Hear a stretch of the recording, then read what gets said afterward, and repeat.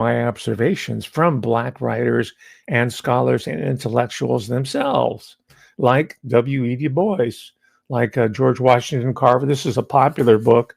It's called Royal, Black, and Elite. She goes back to Africa, which is important, but she has a whole section on the rise of the Black bourgeoisie. That's their terminology.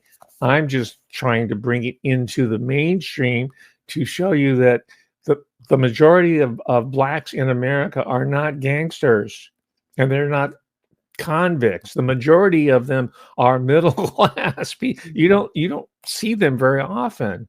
And let's go back even further. If you ask the average Englishman, let's say, or you ask the average American, what percentage of the U.S. population is Black?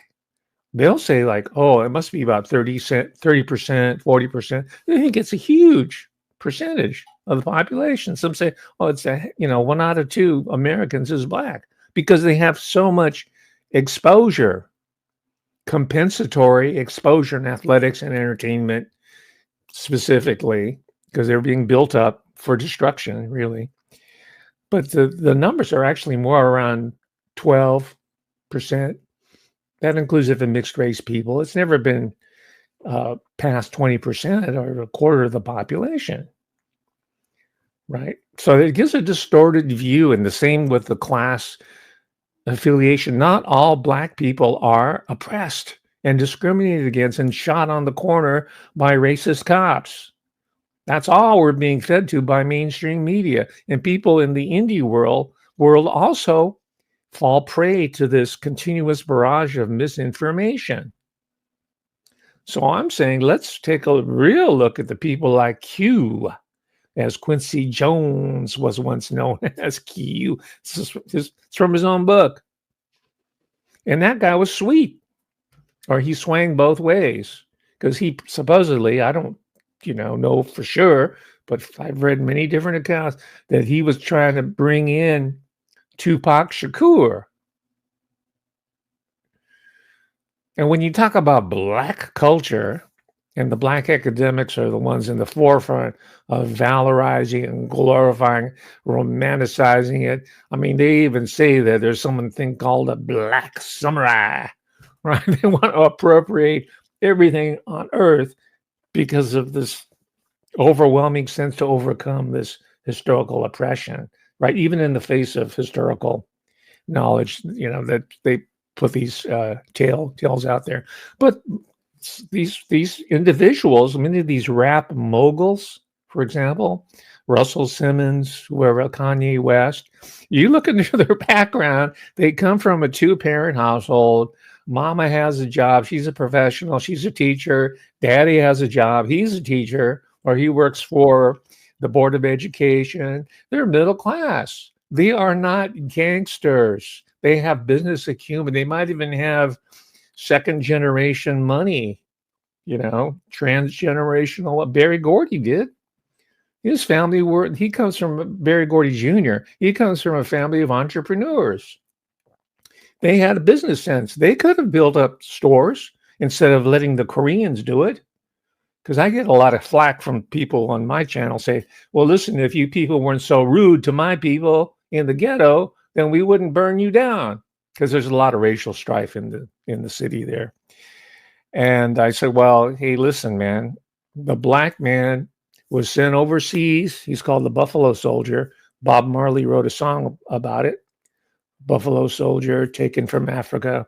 He was used as a mercenary. The Black man was sent to Asia to kill the yellow man, to protect the land stolen from the red man by the white man. That's not my formulation. That comes from a Black intellectual himself, his funky bad self.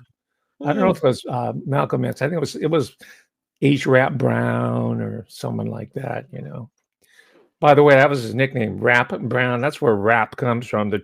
Because in the hood, if you are a hustler, if you are an organic intellectual who never went to college, you had to have a good rap. Hence H. Rap Brown. And they would come up with these brilliant thumbnail visual sketches about what the American Empire is about. Can I just say to the viewers, if you've got any questions or misunderstandings with what the professor is saying, put them in the chat. We're totally open to explain anything that's being talked about here and discussed. Absolutely. If you're concerned about anything that you said, just let us know. Let us know what your concern is, and we will give you an explanation of that. Yes, so it's quite interesting because there's a lot of discussion going on, let's say, in the chat right now over what you said. Are people But, yeah. upset? Earlier on, a few people were upset by the language, but I think that's because they didn't understand the people you were exposing, the things you're exposing. You were putting it in the context of what they were doing, the harmful things they were doing. Mhm. So some people have just logged on and heard you say that without watching the beginning of the podcast, Oh, and perhaps it's made them a bit uneasy. But if you are uneasy, just give us a question and we will clarify and explain and put everything in the context of any concerns. Yes. No, But that's yeah, was pedagogically, that is my intention, to create dis-ease or unease. I'm the big upsetter. I'm DJ Upsetter. How's that? Ask Professor Hamamoto, has he researched any of these tunnels, the Diddy tunnels or any other tunnels? No, I got some of those questions in my talks too. I think tunnels are a big sub theme lately. I think that goes back to all the which are established, the tunnels that have been unearthed in Los Angeles, connecting the Hugh Hefner's Playboy Mansion with certain celebrity homes. And that's an old technique that goes back at least to the 1920s and 30s, where bootleggers, they did in San Francisco, they didn't where I live in Sacramento, Chicago, they always had these underground passageways so they can sneak bootleg liquor down to the saloons.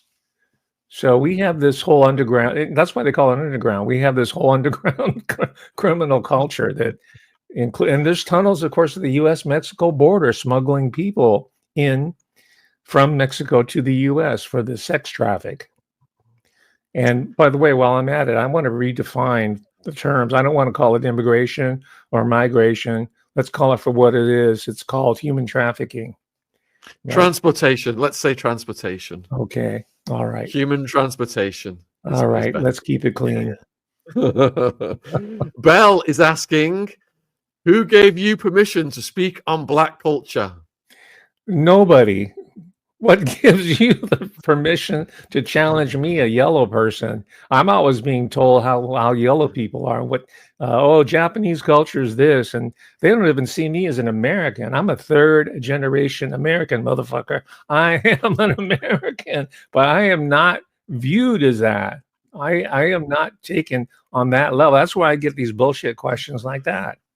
So Sophia has got a follow-on question. Sophia, yeah. Can you give a summary of your background, because your accent is throwing some people? Good, because I'm DJ disorientation, right? You talk about the orient, I'm the disorient. Listen, I can hang with Professor Griff. They're my people. Literally, I grew up in that milieu. This person didn't watch my last show. I grew up in the hood, as it's called. I just called it, LA. I didn't call it the hood. That was just my home. So I grew up in that milieu. Ebonics is what a professor I knew, he wanted to say that Ebonics should be accepted as, received pronunciation. But that's my lingo. That's my talk. That's my orientation, right? We don't live in little segregated boxes in America. Even under segregation, people lived all together. There were Jews living in the so-called Black community. There were Jews living there. There were Orientals. There were Mexicans. There were hillbillies. White people were this image that we're getting, that we're all living in these different compartments of being differentially oppressed, is false. That's why I go out of my way to linguistically create cognitive dissonance in people who are listening to me. That is part of my rap, including the plosives like rap. Kamala Harris. Right. This is my culture. And by gosh, if Kamala Harris was not even black, see what I'm saying is this whole race thing is just played out so bogus. She's a perpetrator. She's a fake. She was not black. She's a Syrian Jew / Indian / white. Cardboard cutout for the CIA. Yes, exactly. But they thought that they could slip it by me and other people. But we've been around the block, and we say black people, especially, she's not black. She could go to Harvard University and get her ghetto pass stamped, right? So that she could become president one day. Same with Michelle Obama. She went to all the white schools. But whenever she's addressing the black community, she go, "Yeah, I'm down. They're not like us. Yeah, baby, go out and vote." Right? So this is what I am putting out there without really explaining. I go right to it. This is performativity in action. This is my pedagogical strategy. That's why you're confused. But out of confusion will come a clarity. I promise you. The clarity's coming, folks, and the professor's on our side. The questions are heating up. We've got Claire Alice is wondering, you are very informative, and who do you think the current heads of the Black Illuminati is? The Boule. Well, I'll name just one obvious guy. He's hidden in plain sight. His name be Barack Hussein Obama. And I claim him, sadly enough, as a yellow person because a lot of his growing up was in Indonesia, as most people know. He's also from Hawaii, which makes him very Asia Pacific. Well, he got busted from, by the way. So how come no one's on Obama's case for talking like a white man? I wrote in my book, Deconstructing the War on Drugs, that he got busted smoking the green up some mountain in Hawaii. Really? And he ran. His mates got busted, and this would have jeopardized his chance of becoming the president, and he got away with it. They had some van that they used to smoke in. I can't remember the nickname for it now. It's called Maui Wowie. Maui Wowie? That was the substance. That was the substance, but they had a name for the van as well. And yeah, it just shows the utter hypocrisy. But yeah, Hawaii, the origins in Hawaii, definitely. Mm-hmm. And that was all rewritten, and they thought they could run that play on us again with Kamala Harris. But we have, independent media now. We have people writing, from the inside. The whole culture from the ground up, from the inside out. There's very few people who could say that. Joro wants to know, Professor Hamamoto, do you think that the head of the snake will simply be replaced after Diddy's downfall, or is there a real chance for change here?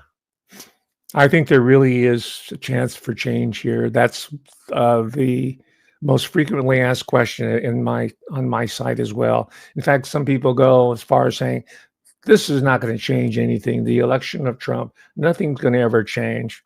Well, with that kind of defeatist attitude, nothing will change. But just look briefly through just a few decades ago, look back a couple hundred years ago. Obviously, there's been evolution in many different areas for the better, right? So empirically, just a basic study of history tells us that humanity rises in the direction of justice, right? That's where it heads. It points in that direction. We're not there yet. We might not get there in our lifetime, as many wise people have uttered it, but we're on our way. So embrace the process, embrace the change, and don't take this loser mentality, this bystander type of attitude, because all it does is show you that you're lazy. You are intellectual, you're physically, you're spiritually lazy. You just want to, not you, whoever's asking the question, but these are people who live in their mother's home still. They're 30-something years old, and they play video games all day smoking weed. And they say, oh, nothing's going to change. How does what you say stand up in the face of the Nietzschean might makes right. Nietzsche was wrong. He died a pathetic, insane man. Who are the people that embrace Nietzsche? It's these sort of um, faux intellectuals or pseudo intellectuals that they just love to embrace the squalid and the ugly and shaved heads and just these sort of Hollywood types of rebellion, right? Alternative people, whatever. It's just a totemic sign for them. Nietzscheanism, existentialism. We've So been what through about that. We've justice? done that. You're saying society rises to justice. What about versus Darwinism then? Darwin was a fake. Darwin was a fraud. The subtitle of his book is about racial, not purification, but racial evolution, right? The origin of the species and how to make the race better. So he comes out of that whole bag of biosocial engineering that was characteristic of high imperialism, right? They wanted to just rid the world of all the scum. This is the evolutionists, right? And we talked about Conrad earlier, and that attitude is holding back people in Europe, Western Europe, Central Europe, and America vis-a-vis coordinating the new evolutionary development of Africa towards liberty, towards justice, right? This is something that people of African descent in America, blacks, should look to, the home continent, right? Who do you think is developing it there in their stead? Chinese. The title of this book is called China's Second Continent. There's at least 1 million immigrants from China who are now living permanently and are making it their home in Africa south of the Sahara, developing them industrially and through trade. This is something that Black Americans are missing the boat on. And who's responsible for that? Who's responsible is the Black intellectual, the Black intelligentsia, or broadcasters like there's a guy named Roland Martin. Right, he's a very excitable guy, and it turns I've listened to his cast, and he's also a Boule member. He's a fraternity member. All these guys come out of Black fraternities or sororities. I encourage your audience to go on to TubeU and to look at their rituals. Right, you're looking at their like a bathyscaphe. You're like looking at. You have a window on their world of all their secret hand jive and their emotions and their stepping and their shouts and their coordinated rituals. They have it all there on TubeU. And that's their bonding procedure because they're the talented 10th that are going to keep down the rest of the Black American at the same time, bringing down the rest of the American society and economy in the name of welfare. Mother Bird wants to know why Barry changed his name to Barack. Well, because ethnic is in. I had a friend who, her Christian name, I can't remember, name was Mary or something, but in order to get a job in academia, she changed it back to Ching Ling or something because it would get her over. There was this woman named Rachel Doziel who her family outed her as being a white girl, but she was part of some civil rights organization pretending that she was a Black woman. Denise is wondering about your thoughts on the Patriot Act and the continuity of government. Well, the Patriot Act is still very much in play. It hasn't been rescinded. Maybe President Trump will consider issuing an executive order removing it.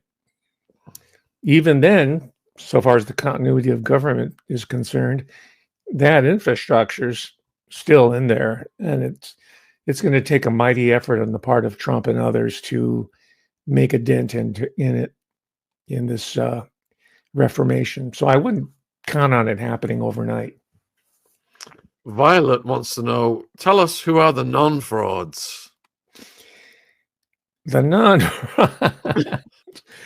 that's everybody else that we're not talking. Most everyday people are the non-frauds. The one are just going to work every day and punching the time clock and doing their shift at McDonald's or working at the electrical company. And even some of the underlings in DC, they're non-frauds. You know, they're working, they're contributing. The people that we're paying so much attention, this is the irony, it's just a really tiny sliver of humanity. But they command most of the resources, 99% of the resources, including media.